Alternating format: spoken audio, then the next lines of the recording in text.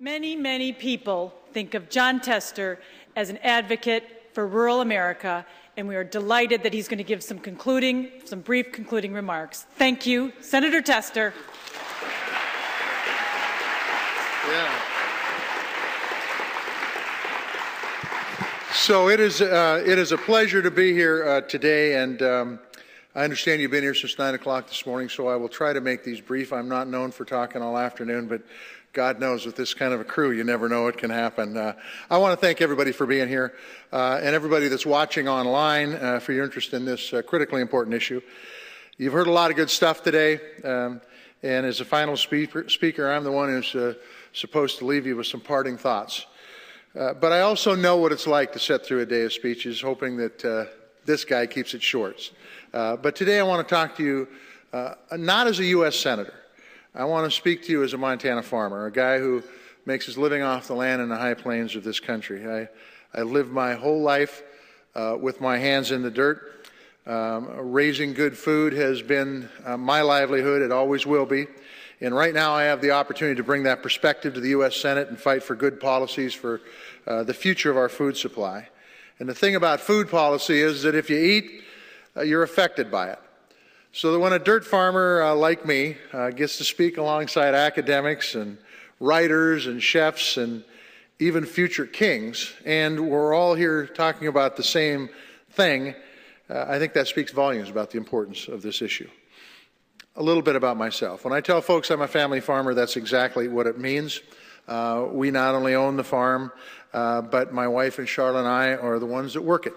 In fact, right now, Charlotte's on a tractor preparing the land for me to seed when I get home this weekend. Charlotte does everything I do, by the way.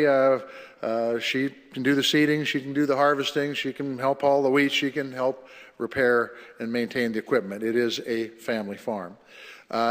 We grow organic wheat, barley, buckwheat, alfalfa, kamut, lentils, depending on the year, of course, and peas to plow under as our fertilizer. Our farm has been in my family since my grandparents moved to Montana 100 years ago. They built a barn and a house with their own hands. They had nothing when they came there except their willingness to work for a piece of the American dream, and indeed they did. Now, I'd be remiss if I didn't point out that we have a very productive agricultural system in the United States today. You only have to look at our trade balances and the amount of food that we export to realize just how productive we really are. Over the years, the United States, has done an incredible job of increasing food production in this country, using better farming techniques, chemicals, fertilizers, but that has come with a cost, some necessary and some not. You know, 100 years ago, we had crop diversity because it was essential to profitability. My grandparents raised flax and hay and wheat and barley. My grandmother even tried to raise peas on newly broken land. They knew that a diverse rotation is a good thing for insect and pest control. It's good to help manage plant disease. It was good for plant vigor. It was good for the soil health. Generations ago, a healthy crop rotation was critical if you want to make a profit. My grandparents had their challenges in getting their products to market. After all, a 26-mile round trip by horse and wagon to get to the railroad was a day's work and then some. But once they got to the railroad, they had many different buyers to choose from. Over the past 100 years, we have seen far less diversity as far as crop rotations go, and far less diversity and competition when it comes to marketing our crops. Monoculture agriculture, a phenomenon that was accelerated after World War II with the advent of farm chemicals and water-soluble fertilizers.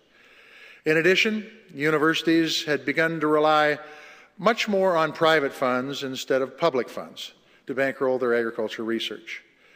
That private research can steer towards projects with bigger potential for profit for those agribusinesses, and thus those increased profits naturally attract more research dollars to increase those profits, and the cycle goes on and on and on. The other factor in consolidation and lack of diversity has been, quite honestly, the farm program. When I was growing up, participating in the farm program was something my parents considered a patriotic duty. It was set up to support and improve rural communities. But if you look at the past 50 years of the farm program in my life, you'd be hard-pressed to say that it has encouraged diversity because the farm program payments go to a select few crops. You'd also be hard-pressed to say that it has saved rural America or promoted family farm agriculture.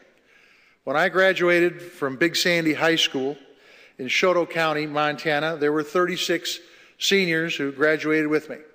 Today, that same school has 54 students, not seniors, 54 students in the entire high school. Across America, the majority of farmers now have off-farm jobs just to make ends meet.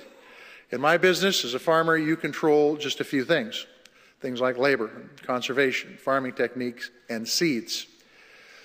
The rise of GMOs and who controls the seed is one that's particularly disturbing to me as a farmer.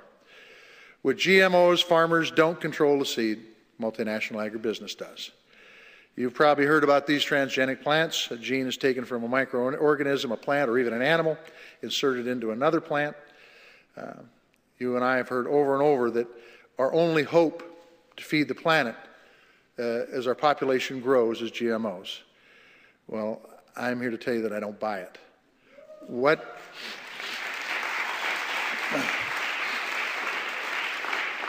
it has done and what it continues to do is take away options for family farmers, and it takes away options for consumers. If we keep moving down this path, farmers won't be able to control their seeds, something they've done since the beginning of time. And no longer will you truly know what you're eating.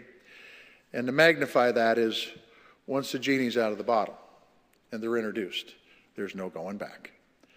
For family farmers in rural America, it's hard to compete with consolidation and centralization. Consider this.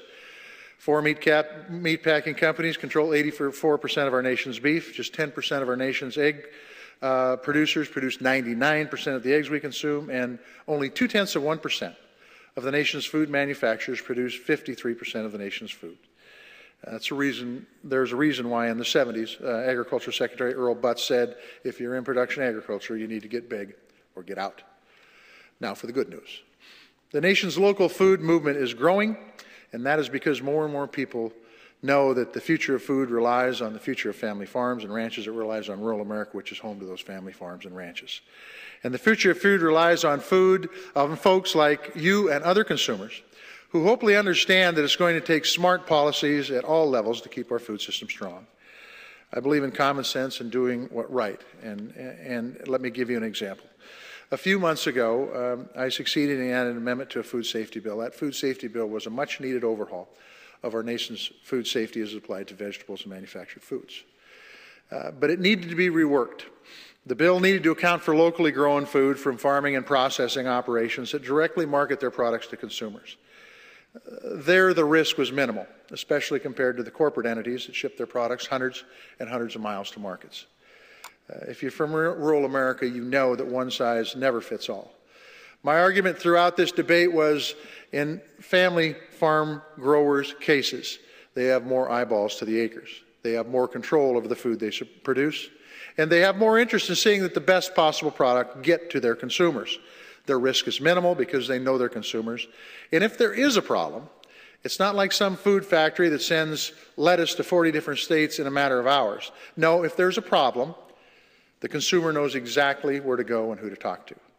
The real problem was never with the folks who took their goods to the farmer's market in a wheelbarrow.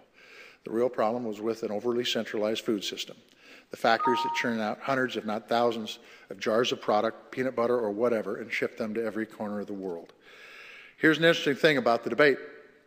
The whole time, the nation's biggest food companies poured a whole lot of dough into a lobbying effort to fight this common sense amendment. The corporate giants released everything that they had against a grain farmer from Big Sandy, Montana, and in the end we won. And here's why. Because common sense prevailed. And that's my message to you. Smart, sustainable food policy is common sense. And if you fight for it, you can win. As for those parting thoughts that I'm supposed to leave you with, let me boil it down to this. As you leave here with a day's worth of smart new ideas, don't forget that each of you has the power to effect change. And as we move forward on food policy, never forget that the very foundation of our world's food supply are family farms and ranches. The folks who work long hours every day and keep their businesses going are critically important to the future of food in this country. If this country, we have incredible opportunity to effect change, but it isn't done by sitting around, sitting on your hands and complaining. It's done by making sure that your voice is heard, and that's why you're here today. We are seeing change already. consumers are being empowered. Today, your voices are being heard all over the country and people are listening. And we should never forget that. It has truly been an honor to speak with you. If you can't tell by my talk, agriculture is my first love. My wife's right there beside it, though. And it will always be. I have always told folks that when I get done with this tremendous honor of serving in the United States Senate, I'm going to head back to the farm, because that's sanity for me. Thank you all very, very much.